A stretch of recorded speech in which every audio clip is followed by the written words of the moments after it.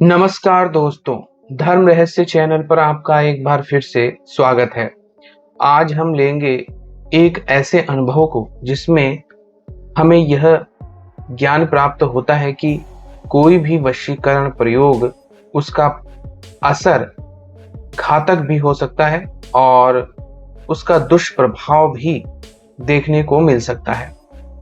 तो चलिए पढ़ते हैं साधक महोदय के पत्र को और जानते हैं क्या है यह अनुभव। प्रणाम गुरुदेव, कोटि कोटि नमन आपके चरणों में गुरुदेव एवं धर्म रहस्य के सभी दर्शकों को मेरा सादर प्रणाम है। गुरुदेव, आप बहुत अच्छा कार्य कर रहे हैं। धर्म रहस्य चैनल के माध्यम से सनातन धर्म को उजागर कर रहे हैं। भगवान आपको लंबी आयु प्रदान करे।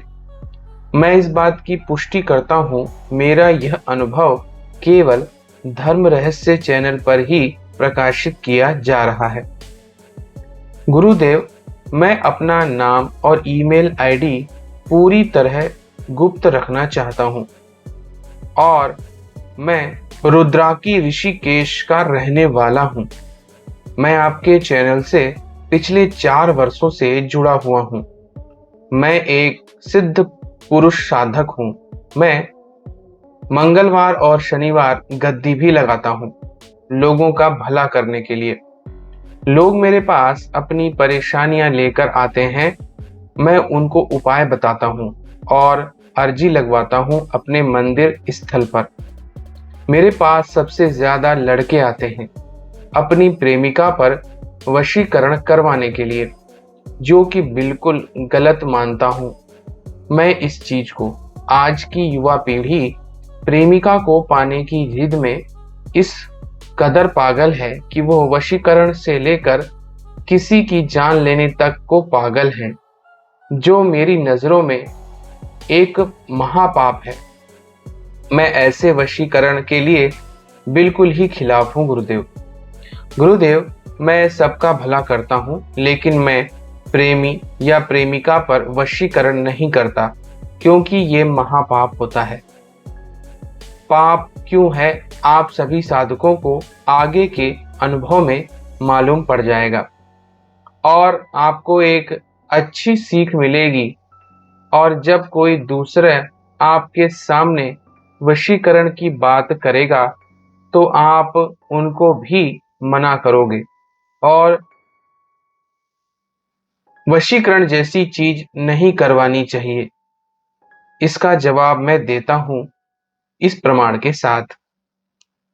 अब मैं आपको बताता हूं, मेरे पास एक युवा लड़का आया रोते हुए अपनी प्रेमिका पर वशीकरण करवाने के लिए। मैंने उससे पूछा, क्या समस्या है, बोलो। उसने कहा, गुरुजी, मैं एक लड़की से प्यार करता हूँ, उसके बिना मैं जी नहीं सकता, मर जाऊंगा। मैंने उससे कहा, चुप जा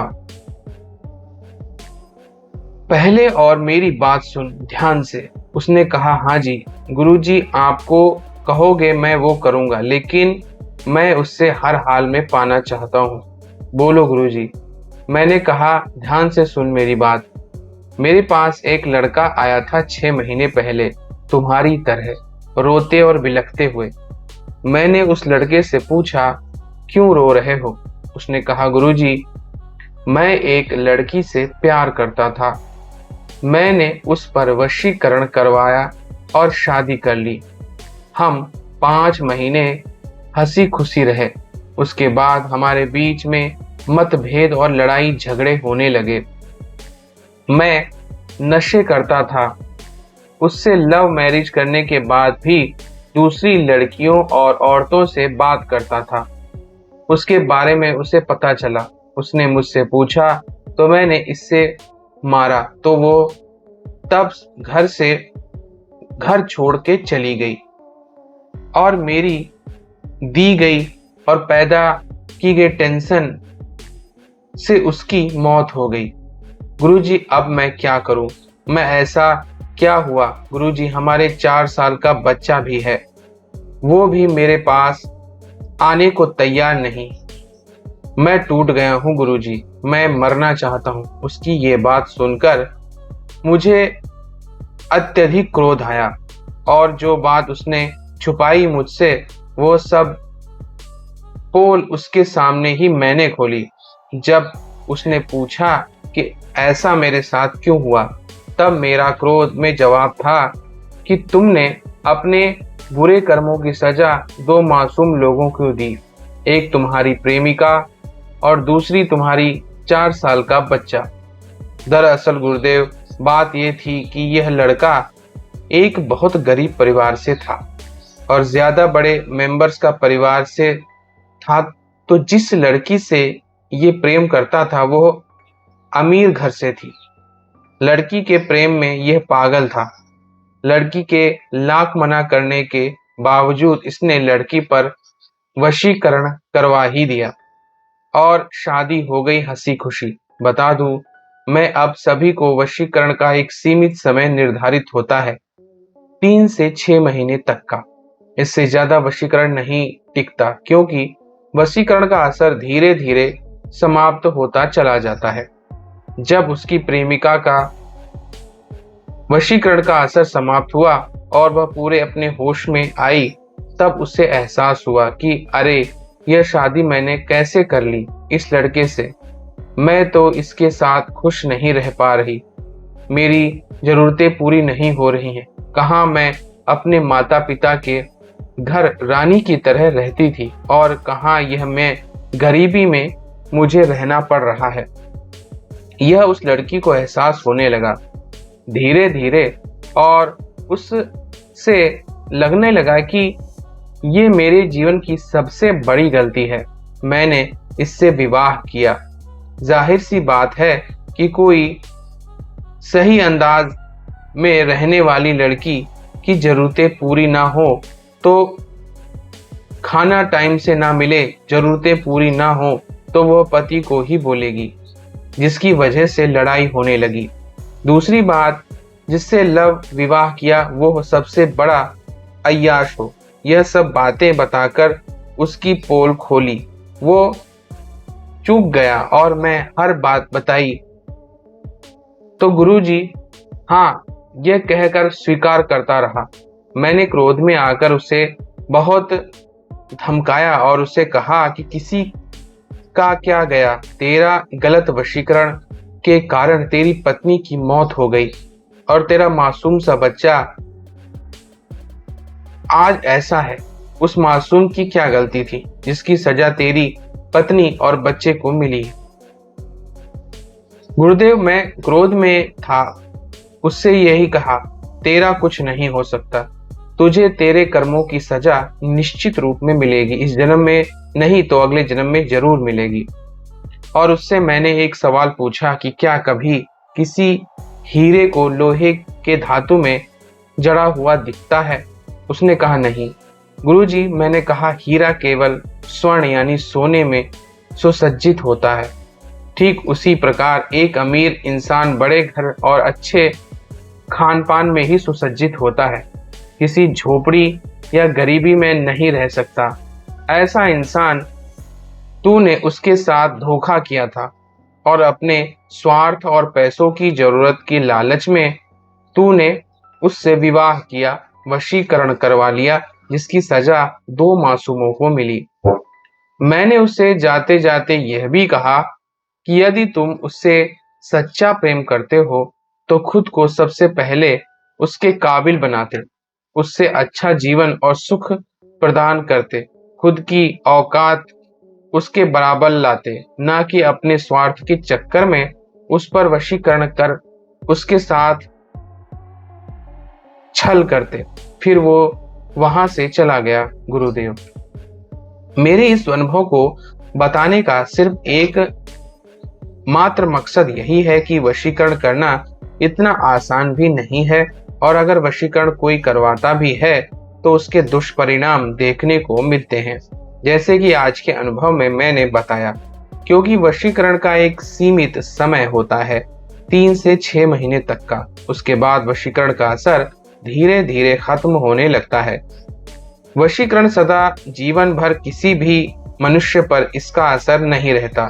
जब असर समाप्त होने लगता है तब धीरे धीरे लड़ाई झगड़े होने लगते हैं, मतभेद पैदा होते हैं। सिर्फ शुरुआत में सब कुछ अच्छा लगता है, हंसी खुशी लगता है, क्योंकि प्रेमिका या प्रेमी को वशीकरण जैसे मायाजाल में भ्रमित कर दिया जाता है। जब इसका असर हटता है तो जिंदगी तबाह हो जाती है। आपके साथ साथ मासूम बच्चों की भी जिंदगी तबाह हो जाती है। भला उन बच्चों का इसमें क्या दोष है? वशीकरण का असली प्रयोग सरकारी कार्यों की पूर्ति के लिए किया जाता है या किसी कोर्ट कचहरी के मामले को अपने पक्ष में करने के लिए किया जाता है। वशीकरण का यह उपयोग है कि किसी न किसी बॉस परेशान कर रहा है और उस अवस्था में वशीकरण सबसे उत्तम है ताकि बॉस तंग ना करे। यह है वशीकरण का उत्तम प्रयोग, ना कि ये है प्रेमिका पर वशीकरण। में दुष्कर्म को महापाप मानता हूँ और ना ही मैं ये काम करता हूँ। मैं केवल लोगों का भला करता हूँ, गद्दी लगाकर बुरा नहीं करता। जब ये पूरा वाकया मैंने दूसरे लड़के को बताया जो मेरे पास वशीकरण करवाने आया था, उससे अपने सारे सवालों के जवाब मिल गए थे। उसने कहा, गुरुजी, मैं अपने आप को इस काबिल बनाऊंगा कि मैं उसे उसकी जरूरतें पूरी कर सकूं, उसके लायक खुद को बनाऊंगा। अगर उसकी रजामंदी होगी तो ही उससे शादी करूंगा, वरना जबरदस्ती वशीकरण करवा कर मैं उससे धोखे से शादी नहीं करूंगा।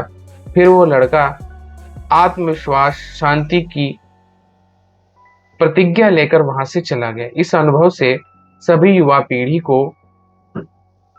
आशा करता हूं कि एक सबक मिला होगा कि खुद भी कभी किसी लड़के या लड़की पर वशीकरण ना करवाएं और दूसरों को भी ऐसा करने से रोकेंगे। आशा करता हूं कि आप सभी को मेरा यह अनुभव अच्छा लगा होगा और आप सभी को एक बहुत बड़ी सीख मिली होगी। धन्यवाद। तो देखिए, यहाँ पर इन्होंने बहुत सही बात कही है। इसीलिए डायरेक्ट जो वशीकरण है, मारण प्रयोग है, स्तंभन, उच्चाटन इत्यादि सभी प्रयोगों को मैं नहीं देता हूं, क्योंकि मैं जानता हूं कि कौन किस तरह उसे लेगा इसके बारे में हम नहीं जानते हैं।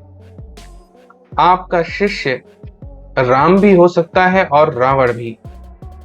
ऐसे में आपने अगर आप काम किया तो उसका कर्म आपने भी सहयोग किया है, इसलिए आप भी पाप के भागीदार बन जाते हो। अगर आप पाप के भागीदार बनते हो तो उसके कर्मों के साथ आपको भी दंड मिलेगा।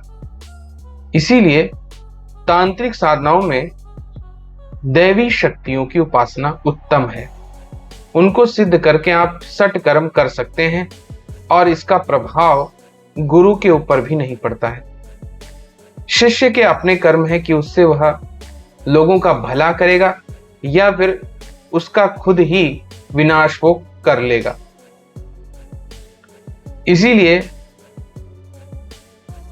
चाहे यक्षिणी, अप्सरा, योगिनी, भैरवी इत्यादि की साधना उत्तम मानी जाती है, क्योंकि इसमें आप न सिर्फ उस शक्ति को सिद्ध करते हैं बल्कि षट कर्म करने योग्य भी हो जाते हैं और उसके माध्यम से कोई भी तांत्रिक प्रयोग कर सकते हैं। तो ये था आज का इनका अनुभव। अगर आपको आज का वीडियो पसंद आया है तो लाइक करें, शेयर करें, सब्सक्राइब करें। आपका दिन मंगलमय हो। धन्यवाद।